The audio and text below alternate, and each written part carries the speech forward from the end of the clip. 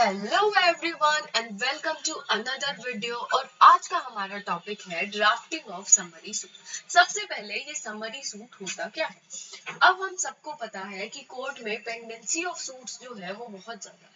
इसीलिए अगर मान लो कोई भी एक लिक्विडेटेड अमाउंट है, लिक्विडेटेड अमाउंट का क्या मतलब है, कोई भी अमाउंट है जो फिक्स्ड है और मुझे पता है कि मुझे जी पर्सन से ये फिक्स्ड अमाउंट जो है वो लेना है, तो मैं क्या करूंगी, तो मैं रादर देन ये पूरी की तरफ जाने से अच्छा मैं क्या करूंगी, एक छोटी प्रोसेस ऑफ समरी सूट जो है उसके लिए अप्लाई करूंगी, ताकि जो मेरा सूट है वो जल्दी से जल्दी उसका रिलीफ जो है वो मुझे मिल जाए।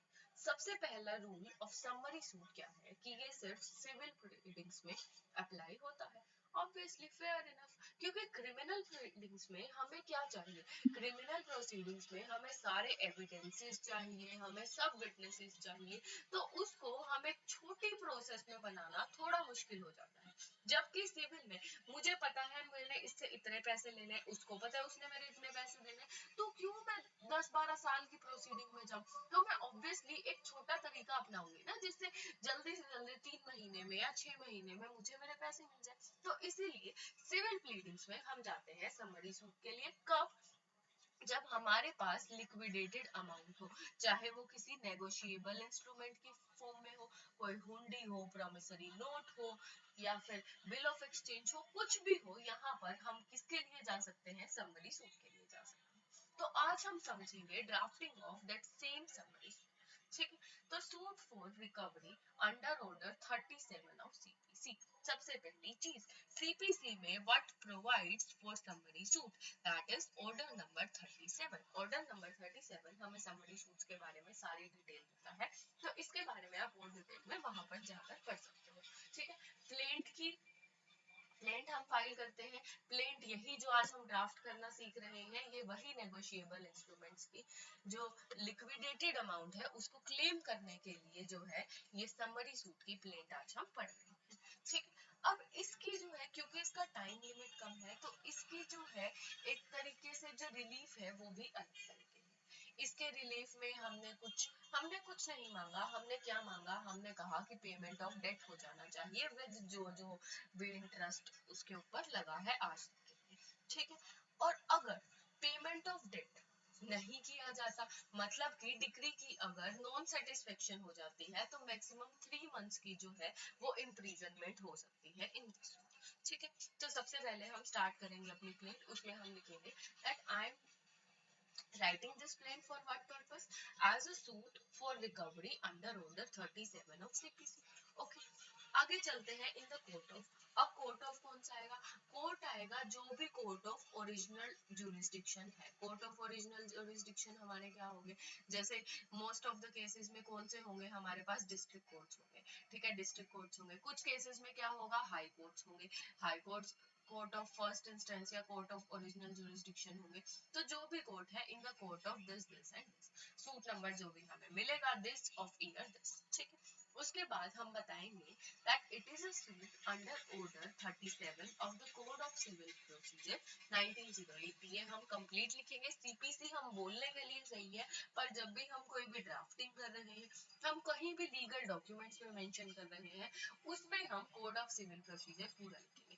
अगर मान लो बाय चांस बार बार यूज होना है, तो हम ब्रैकेट में लिख देते हैं here and after refer to as CPC। ठीक है, हम ये कर सकते हैं, पर वैसे हम कंप्लीट नेम जो है इसका मेंशन करते हैं। तो अब चलते हैं आगे इन द मैटर ऑफ। जैसा कि हम हर केस में, हर पिटीशन में हमने सीखा है, in the matter of what MS AG private limited. AG private limited क्या है, it is a company incorporated under the companies act. इसका रजिस्टर्ड ऑफिस यहाँ है, और कंपनी खुद तो करेगी नहीं ऑब्वियसली, तो कंपनी किसके अंडर कर रही है, किसके थ्रू कर रही है, through it's director mister this and this, और डायरेक्टर की डिटेल्स। ये तो हो गए हमारे प्लेंटिफ। राइट हैंड साइड पे प्लेंटिफ लिख देंगे। फिर हम लिखेंगे versus, not V dot nothing, just VERSUS, complete versus. उसके बाद हम लिखेंगे जी। जी की हम क्या क्या डिटेल्स डालेंगे, डिफेंडेंट का हम नेम डालेंगे, डिफेंडेंट की हम एज डालेंगे, उसका फादर्स नेम डालेंगे, और कंप्लीट एड्रेस डालेंगे विद पिन कोड और सब डिटेल्स। ठीक है, अब हमने प्लेंटिफ की सारी डिटेल्स दे दी वर्सेस डिफेंडेंट की सारी डिटेल्स दे दी। अब हमारे पास सारा जो है एक बेसिक स्ट्रक्चर जो सब में फॉलो होगा वो हमारे पास बन चुका है। उसके बाद जो भी केस है उसके अकॉर्डिंग हम एक सब्जेक्ट लाइन डालेंगे, जैसे कि यहाँ एक इलस्ट्रेटिव केस मैंने दिया है तो उसके लिए सब्जेक्ट लाइन मैंने मेंशन की है कि suit for recovery of ₹4 lakh. ये भी याद रखें, ड्राफ्टिंग के रूल्स में एक बहुत ही जरूरी रूल है कि अगर हम कोई भी अमाउंट मेंशन कर रहे हैं तो हम ब्रैकेट में उसे वर्ड्स में भी देंगे, मतलब फिगर्स और वर्ड्स दोनों यहाँ पर यूज की जाएंगी। ठीक है, तो suit for recovery of ₹4 lakh under order 37 of code of civil procedure 1908, यहाँ पर भी हमने कंप्लीट नेम मेंशन किया। उसके बाद हम मोस्ट रिस्पेक्टफुली शोवत करके और अपनी सारी कहानी सुनाना शुरू करते हैं। अब देखो, मेरी कहानी कोई कब सुनेगा? जब मैं बताऊंगी कि मैं ये इंसान हूँ और मेरे साथ इस इंसान ने ही किया। तो सबसे पहला काम क्या है? सबसे पहला काम है कि मुझे बताना है मैं कौन इंसान हूँ। तो इसीलिए सबसे पहले बताएंगे that the plaintiff this company registered under this act, जिसका रजिस्टर्ड ऑफिस यहाँ है, थ्रू इसका एग्जीक्यूटिव डायरेक्टर जिनका नाम ये है। ठीक है, तो सबसे पहले मैं अपने बारे में बताऊंगी। लोग मेरे बारे में तभी जानना चाहेंगे जब उन्हें पता होगा मैं कौन हूँ, मैं क्या हूँ और मैं क्या कहने वाली हूँ। ठीक है, तो प्लेंटिफ है, ये कंपनी है, इस एक्ट के अंदर रजिस्टर्ड है, जिसका रजिस्टर्ड ऑफिस यहाँ है। और ये कंपनी किसके थ्रू केस कर रही है?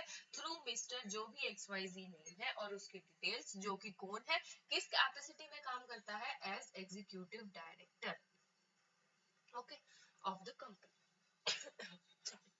Now plaintiff is a duly constituted attorney of the, sorry I don't know what have I typed. ठीक है, तो यहाँ पर लिखेंगे कि जो डायरेक्टर है ना, हमने जो डायरेक्टर है उसको हमने ऑथोराइज किया है। हमने मतलब किसने? कंपनी ने ऑथोराइज किया है। And he is competent to sign and verify the plaint, वकालतनामा एक्सेट्रा। ठीक है, अगर वो अटॉर्नी है तो वो वकालतनामा भी कर सकता है। अगर सिर्फ प्लेंट उसके नाम पर जा रही है तो हम कहेंगे that he is authorised and competent to sign and verify the plaint on the behalf of the company, this and this company, ठीक है, and to institute this suit on behalf of the plaintiff company। ठीक है, तो इसीलिए हमने बता दिया कि प्लेंटिफ ये आदमी है, इस कंपनी का आदमी है और कंपनी ने इसको ऑथोराइजेशन दी है कि वो इंस्टीट्यूट कर सकता है सूट। अब हमें क्लियर हो गया कि आदमी सही है जिसकी हमने आगे कहानी सुनी है। अब आदमी सही है, आदमी सही है, पर आदमी काम क्या करता है? हम बताएंगे that the plaintiff carries on business of this and this. ये प्लेंटिफ का जो है वो बिजनेस है, ये इसमें हम सारी चीजें बताएंगे जिनके साथ कंपनी जो है वो डील करती है। ठीक है, ऐसा नहीं है कि डिटेल में बताना है, एक वाइड कैटेना हम प्रोवाइड करते हैं यहाँ पर। उसके बाद मैंने बता दिया कि मैं ये इंसान हूँ, लोगों को मुझ पे भरोसा हो गया कि मेरे पास अथॉरिटी है, ये मैं काम करती हूँ। अब मैं बताऊंगी कि सामने वाला आदमी जिसने मेरे साथ गलत किया वो आदमी कौन है? That the defendant is. अब हम डिफेंडेंट बताएंगे दैट डिफेंडेंट ये आदमी है उस, और वो ये काम करता है। उसकी सारी डिटेल्स हमने ऊपर मेंशन कर दी है, तो यहाँ हम ज्यादा डिटेल्स नहीं देंगे। हम बता देंगे मान लो कोई पार्टनरशिप फर्म है, कोई इंडिविजुअल है, कुछ भी है तो हम यहाँ पर मेंशन कर देंगे कि डिफेंडेंट ये है और ये काम करता है। ठीक है, अब मैंने अपने बारे में बता दिया, मैंने सामने वाले के बारे में बता दिया। अब मैं अपनी कहानी शुरू करूंगी। ठीक है, अब क्या होता है भाई, डिफेंडेंट मेरे पास आता है। That the defendant approach the plaintiff, किसके लिए आता है? किसी एक स्पेसिफिक टास्क के लिए, इस जगह पर और इस टाइम पे। ठीक है, मैंने बता दिया कि मैं प्लेंटिफ हूँ और डिफेंडेंट मेरे पास आता है कि भाई तुम ये बना दो। उसके बाद प्लेंटिफ और डिफेंडेंट जब वो मेरे पास आता है कि तुम ये बना दो, मैं कहती हूँ ओके जी मैं ये काम कर दूंगी। तो हम एक अग्रीमेंट में आ जाते हैं इस स्पेसिफिक काम पे। ठीक है, अब प्लेंटिफ, अब उस मेरे पास डिफेंडेंट आया, उसने कहा कि ये काम करना है, हम दोनों ने अग्रीमेंट किया और मैंने कहा कि ठीक है ओके आई डू दैट। और उसके बाद मैं वो काम कर देती हूँ और काम करके उसकी जो पोजीशन है, लेट्स से अगर कोई बिल्डिंग बनाई है तो उसकी पोजीशन सौंप देती हूँ डिफेंडेंट को कि लो भाई ये तुमने काम किया था, ये मैंने कर दिया। ठीक है। अब मैंने काम कर दिया तो उसके बाद मैं पेमेंट लूंगी जो भी अग्रीमेंट में होगा। तो इस डेट को दैट सबसे पहले अगर हमें अपनी बात पर भरोसा दिलाना है तो हमें अपनी एग्जैक्ट बातें बतानी पड़ेंगी कि इस तारीख को ये हुआ। कभी कभी तो हमें एग्जैक्ट वर्ड्स भी बताने पड़ेंगे कि इस तारीख को मैंने पैसे मांगे, उसने कहा नहीं देता जा। ठीक है, तो हमें एग्जैक्ट चीजें यहाँ पर मेंशन करनी है ताकि पता लगे कि हाँ, जो ये लिखा है वो टाइम पास के लिए नहीं लिखा है और जो ये प्लेंट बनी है वो कोई फ्रॉडुलेंट या वेक्सेशियस केस नहीं है। और हमने इसको सीरियसली लिया है तो ऑब्वियसली जो पढ़ेगा वो उसको सीरियसली लेगा। दैट ऑन इस स्टेज पर प्लेंटिफ ने एक फाइनल बिल बना दिया 4 लाख रुपीज का ऑन डिफेंस। ठीक है, ऑन अकाउंट ऑफ जो स्पेसिफिक टास्क वहां पर दिया था और इसके लिए मैंने उसको बिल बना के दे दिया। अब डिफेंडेंट ने भी मेरे को चेक दे दिया।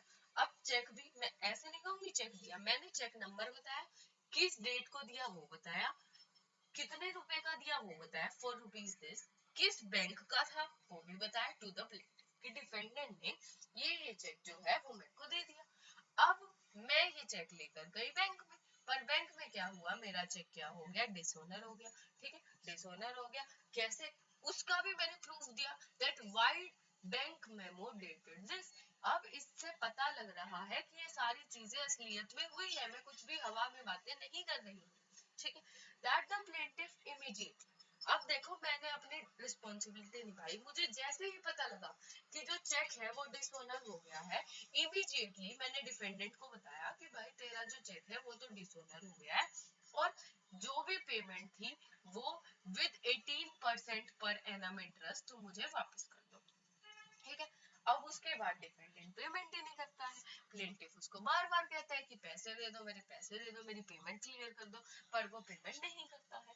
उसके बाद हार के प्लेंटिफ ने क्या किया मैं बताऊंगी कि plaintiff therefore finally issued a legal notice इस डेट को to the defendant calling upon the defendant कि क्लियर कर दो आउटस्टैंडिंग अमाउंट इतना इतना with interest at the rate of 18% per annum with effect from यहाँ पर वन डेट लिख दे कि यहाँ से जो है वो इंटरेस्ट शुरू होगा। मतलब कोई भी गैप्स हमने नहीं छोड़े हैं, हमने इंटरेस्ट मांगा, हमने डेट बताई कि इस तारीख तक तेरे को पेमेंट करनी थी पर तेरा चेक डिसऑनर हुआ तो इस डेट से तू मेरे को इंटरेस्ट देगा, इतना इंटरेस्ट देगा।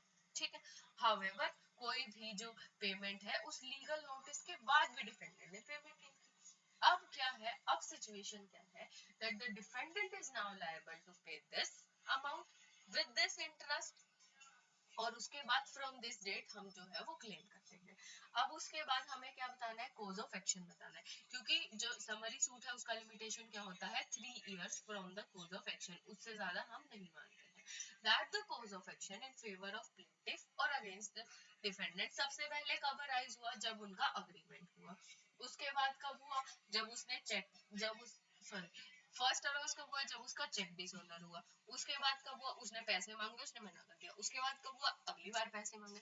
उसके बाद कब हुआ, उसने लीगल नोटिस भेज दिया। उसके बाद भी नहीं आया। तो ये सारे हमने लिखने हैं कि जो भी कोज ऑफ एक्शन था मेरा जिसकी वजह से मैं पूरी प्लेंट जो है वो फाइल कर रही हूँ, पूरा सूट जो है वो बना रही हूँ, वो इन्हीं डेट्स को जो है वो अराइज हुआ है। The cause of action arose on all the dates जब प्लेंटिफ ने डिफेंडेंट को कहा कि पैसे दे दे और उसने मुझे पैसे नहीं दिए। और अभी भी cause of action चल रहा है क्योंकि अभी भी उसने पैसे नहीं दिए हैं, डिस्पाइट ऑफ मैं कितनी बार उसे ओरल रिक्वेस्ट कर रही हूँ, मैं उसे रिटर्न रिक्वेस्ट कर रही हूँ, मैं अपने स्टाफ से उसकी तरफ रिमाइंडर्स भेज रही हूँ, उसके बाद भी। तो इसीलिए जो cause of action है वो तब शुरू हुआ, उसके पूरा लिखा मैंने कि इस दिन शुरू हुआ, उसके बाद अभी तक चल रहा है, यहाँ हर जगह कोज ऑफ एक्शन अराइज हुआ जब जब मैंने पैसे मांगे और उसने नहीं दिए। उसके बाद हमने लिखा that the suit is well with in the period of limitation, limitation period के अंदर है, 3 years के अंडर जो है मैं सूट फाइल कर रही हूँ। उसके बाद कोर्ट की जुरिस्डिक्शन दैट दिस ऑनर, यहाँ मैंने that लिखना रह गया तो please add that this honorable court has jurisdiction to entertain this suit कि ऑनरेबल कोर्ट के पास जुरिस्डिक्शन है इस सूट को एंटरटेन करने की, क्योंकि जो कोज ऑफ एक्शन है वो इस एरिया में जो है वो अराइज हुआ है, कॉन्ट्रैक्ट यहाँ पर हुआ है, पेमेंट्स यहाँ पर हुई है और आउटस्टैंडिंग अमाउंट भी यहाँ पर आना है। तो इसीलिए जो ये हमारा ऑनरेबल कोर्ट है जिस पर जिसको मैं एड्रेस करके ये सारी प्लेंट लिख रही हूँ, उसके पास एक जुरिस्डिक्शन है to entertain this. The value of this suit for the purpose of court fee और जुरिस्डिक्शन इतनी है, कोर्ट फी जो कि मैं पे कर चुका हूँ।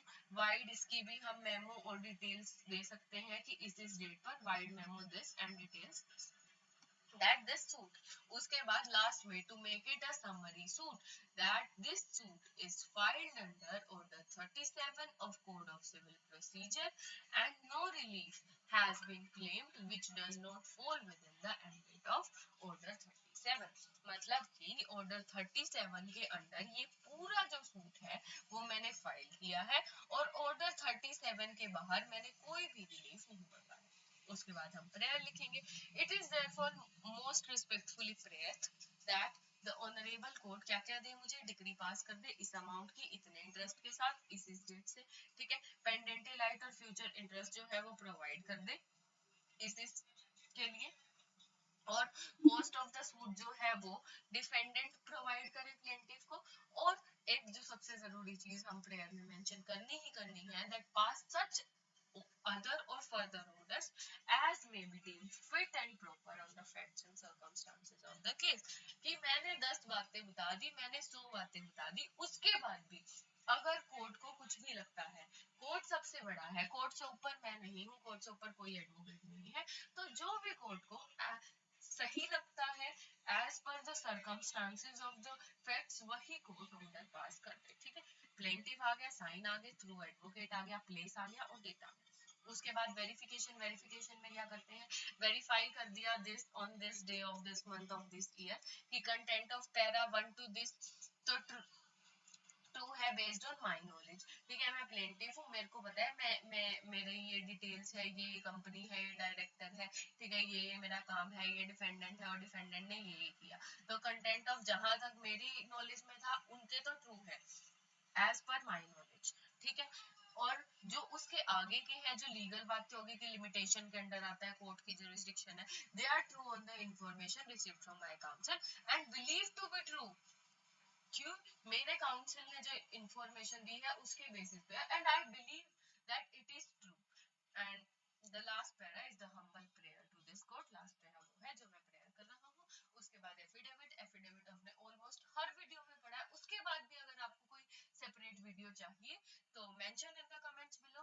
थैंक यू, और ये थी हमारी आज की वीडियो। ऐसी और वीडियोस के लिए बने रहिए, चैनल को लाइक कीजिए, सब्सक्राइब कीजिए। Thank you.